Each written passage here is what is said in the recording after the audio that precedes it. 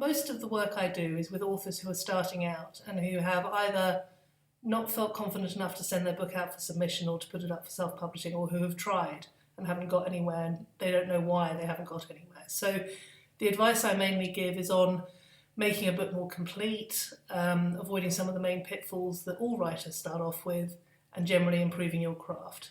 What are the main pitfalls writers have?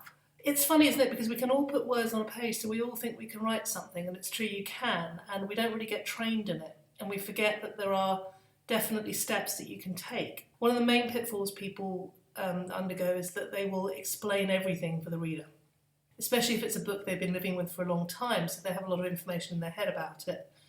And the cliche, but it's true, is show, don't tell, because as a reader you like to feel a little bit clever, you like to be able to put the clues together yourself, you like to get your own interpretation from what's happening.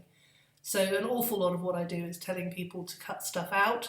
So what would you say is the difference between a book blurb and a synopsis? Well, a book blurb is to entice the reader to pick it up, and a synopsis is a tool either for your publisher or for an editor.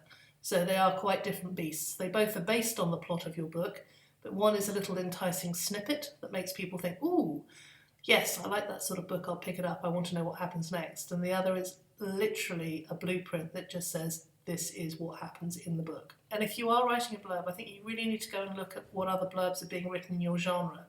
Because if you don't get your tone right, your reader won't know that you're writing in that genre. What is it about working with authors that gets you out of bed in the morning? I really love seeing authors improve and get it. And, you know, even if I've written a report for an author and there's not a lot to praise at this point, quite often the author will come back to me and say, I sort of felt this wasn't working in this area. I'm glad you agreed.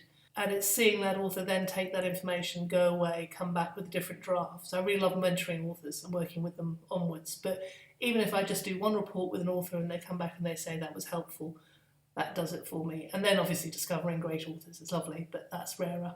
Great authors don't just pop up like turnips. They have to be worked on.